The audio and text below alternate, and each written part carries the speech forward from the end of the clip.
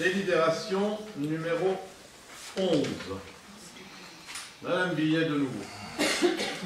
Autorisation de la cession par le SAC 94 au profit de la SCI représentée par M.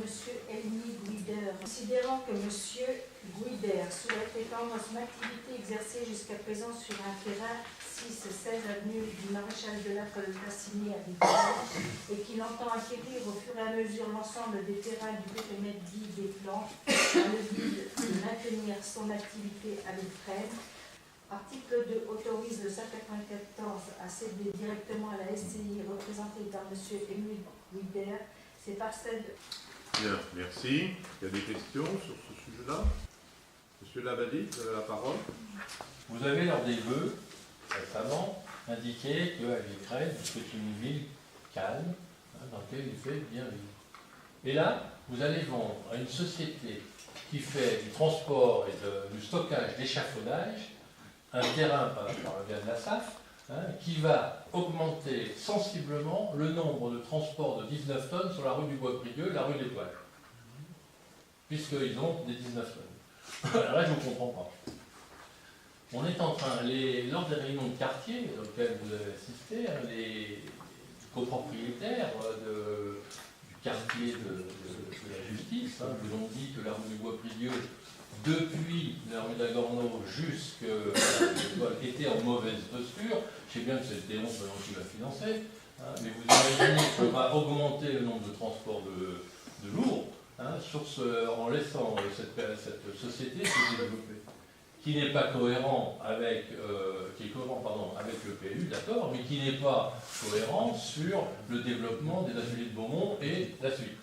En plus, sur la délibération, ce n'est qu'un projet que la personne qui achèterait les autres parcelles de la région des Plantes. Donc je ne comprends pas. Donc il s'agit effectivement d'un projet uniquement de stockage, c'est-à-dire c'est un projet qui ne génère pas de nuisances particulières sur le plan sonore entre autres, et c'est conforme effectivement au plan local d'urbanisme. Donc ça nous semble quand même intéressant que cette partie-là qui a vocation à être une zone d'activité puisse se développer avec des activités justement qui n'apportent pas de nuisance. Il y a déjà une activité qui existe à cet endroit-là et pourquoi pas une deuxième. Je veux dire, ça ne pose pas de problème particulier à mon sens. À mon sens, ça ne pose pas de problème d'avoir cette activité de stockage. Vous parlez de participation des Vitrollois dans leur demande. Les copropriétaires de la rue du Bois-Prieux voient augmenter le nombre de camions, puisque c'est par là qu'on peut passer sur les plus de 3,5 tonnes. Bon, on va augmenter encore le nombre de camions. Donc vous ne trouvez pas que c'est pas cohérent avec le discours que vous avez de Vitrolles? Je veux dire, des 19 tonnes, voyez comment est la rue du Bois-Prieux. Alors je sais bien qu'elle sera rénovée en 2000. M. Delarue, je crois que c'est en 2000. La rue du Bois-Prieux? Non, il y a une partie qui est faite. Non, en fait. Non, elle a été rénovée, elle a été rafistolée, mais elle n'est pas faite. Les sous-bassements ne sont pas faits.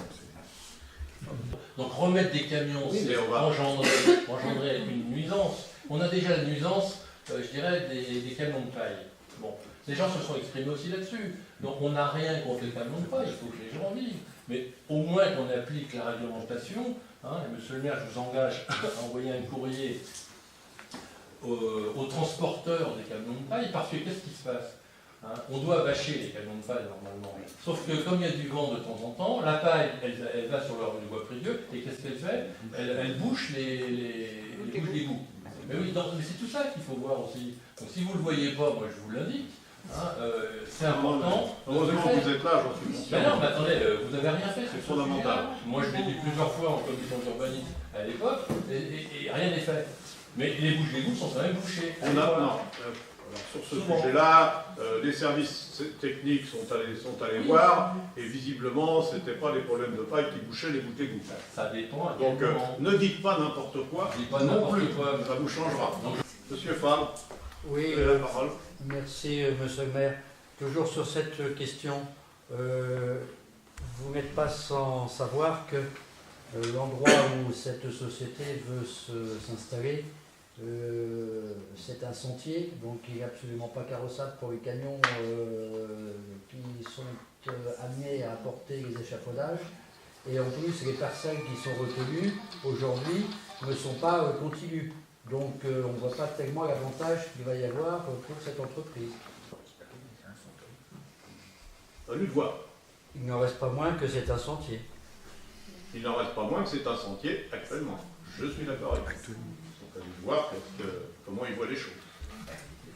On pense que justement, ça peut être intéressant de développer une activité de stockage ici. Ça peut être des emplois. Il n'y a pas d'emploi en plus. On ne savait rien.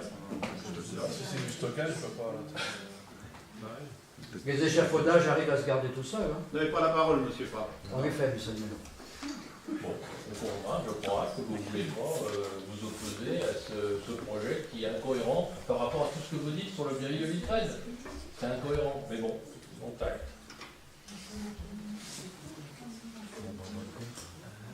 Bien, je vous propose de passer au vote.